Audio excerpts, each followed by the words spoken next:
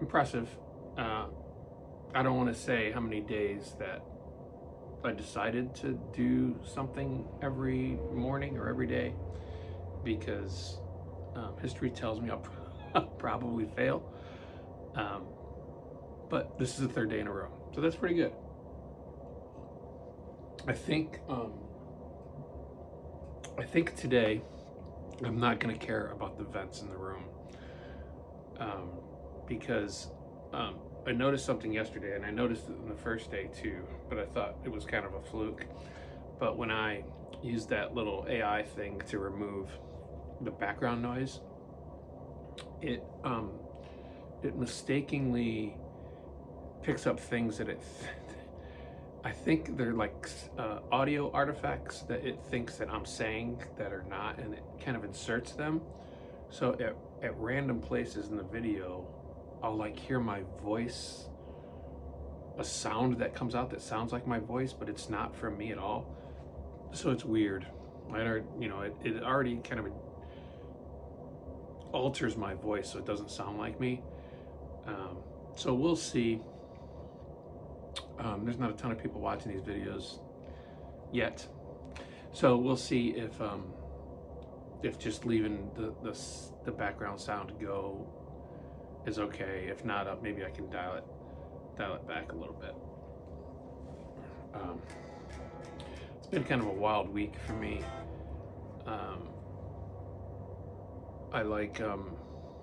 I balance like guitar playing, and I'm a software developer, so work during the day, and I don't feel like I've done a good balance of those two things this week.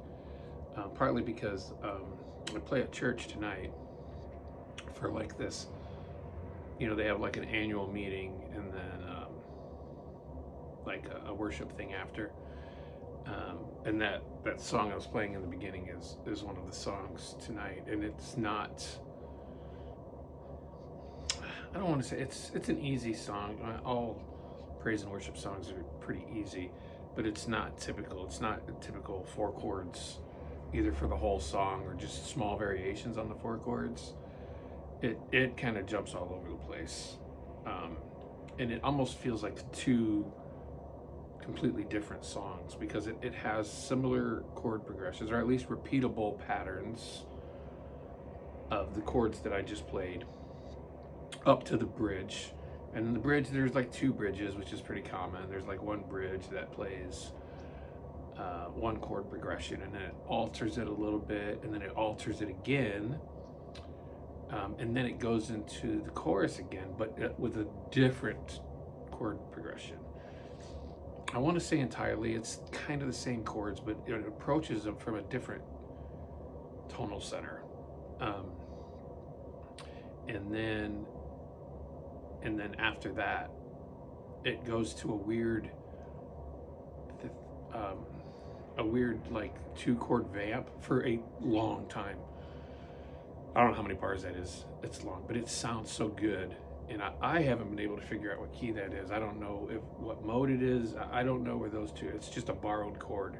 It's instead of the F minor, it goes to the F major and A, and it bounces between those 2.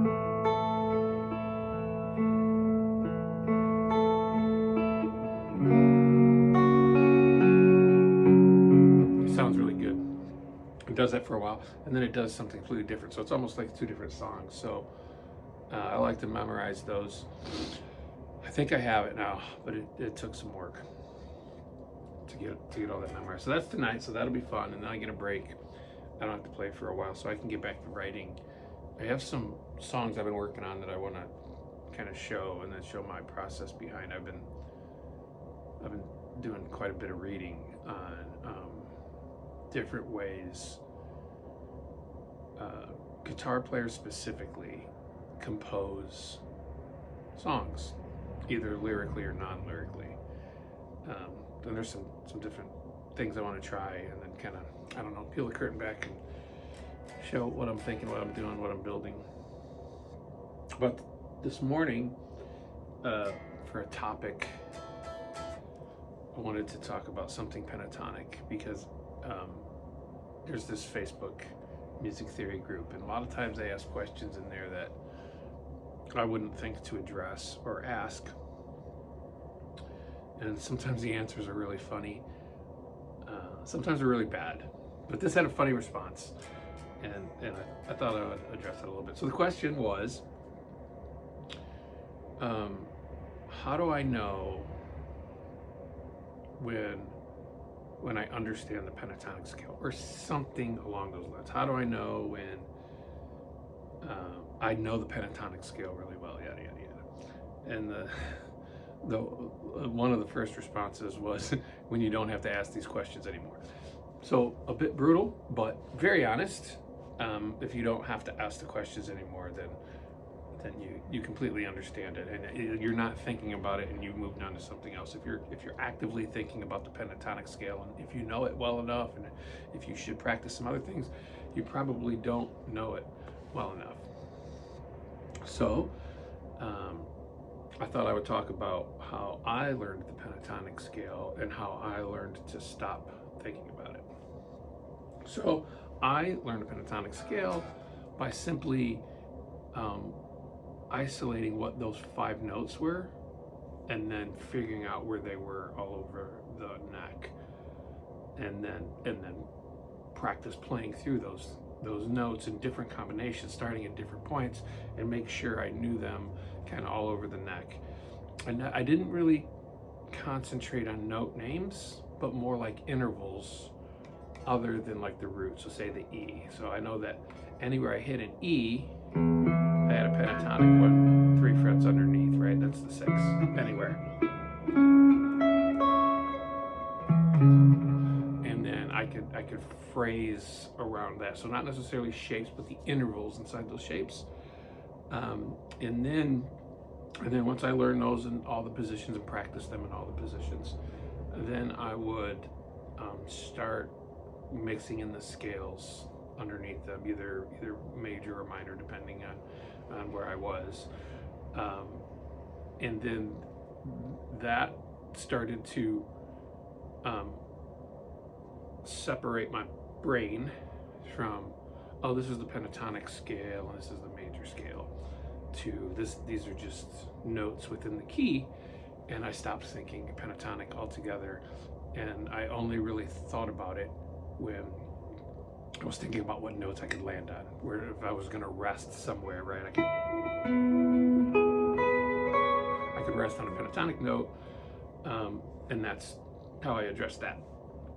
The third thing is, I think for me, as fluent as I am now, it's 3 things. It's the arpeggio of the chords in the key, not necessarily just one chord, but the chords of the key diatonically, or the chords you're playing over, the pentatonic around that, and then the scale inside of that pentatonic, what that is.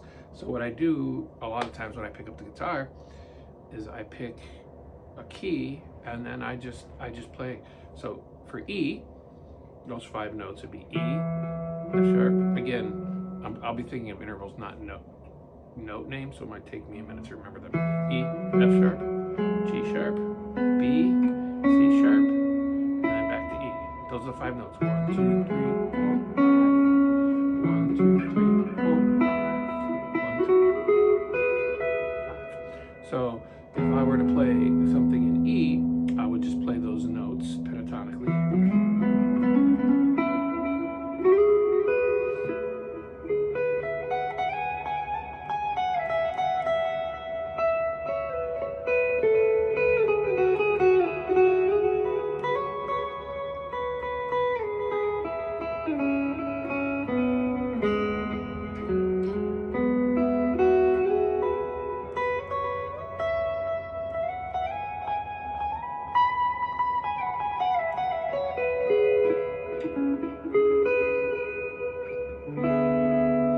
Like that. So the second part of that, those were all pentatonic shapes.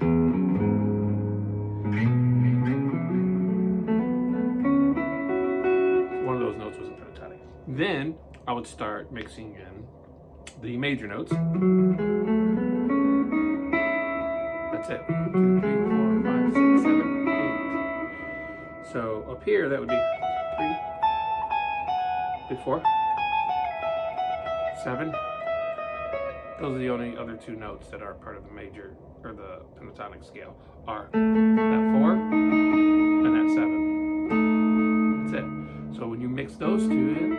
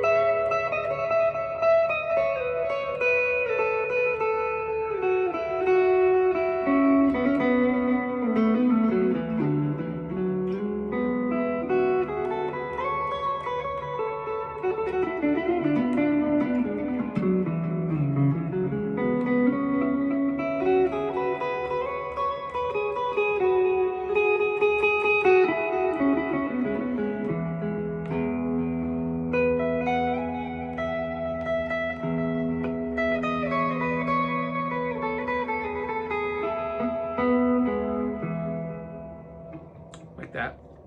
That's how I would mix those up, and then once you do that and you start playing in those keys, once you do that in different keys throughout the neck, what sounds good to your ear, then when it comes time to play in there or improvise, whatever. I imagine that he's asking about the pentatonic scale because he wants to improvise over some stuff and wants to know when he knows it well enough that he doesn't have to think about it. That it just slowly kind of fades away, and you just play notes, and then remember those notes for your other shapes, right? So your other shape would be here. So you have 2, 3, 4, right? Because you know, I'm sorry, 2, 3, 3, 5. I was wrong. See, I don't play it that way.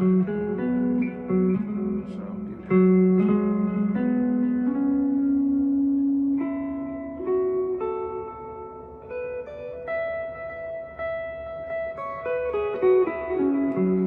F sharp, G sharp, that's the B.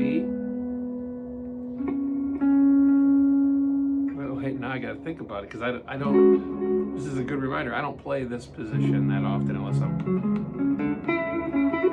playing a minor. So.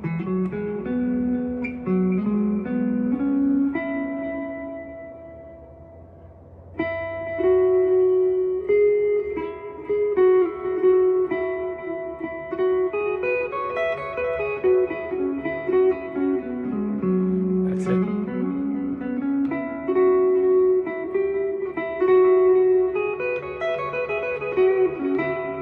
And then you would map those. I need to work on that.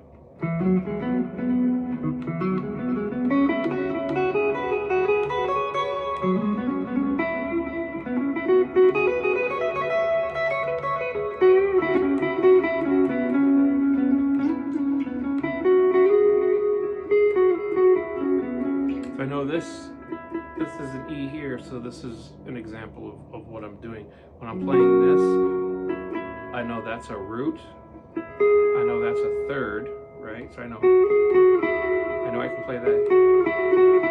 With this being a root, I know three semitones underneath that is the 6, which makes this the 5.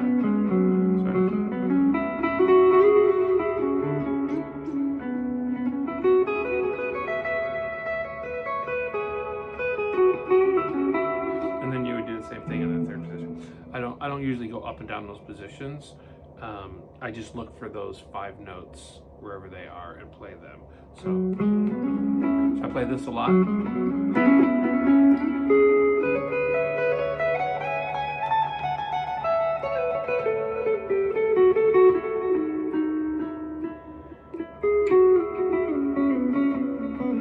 And I play linearly. Oh, I will close with this. So learning your pentatonic scale this way will really help you. So E,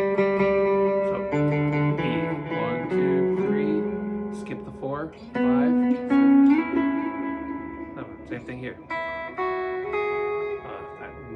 string sounds weak and pathetic. But skip the 4, go to 5.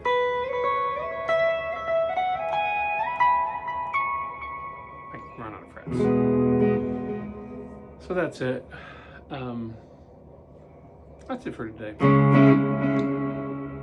So if you want to break out of the pentatonic box, just learn what the notes and the intervals are, and then just practice playing them to play something musical.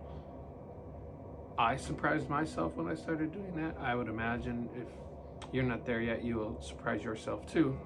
And have fun. That's it. See you later.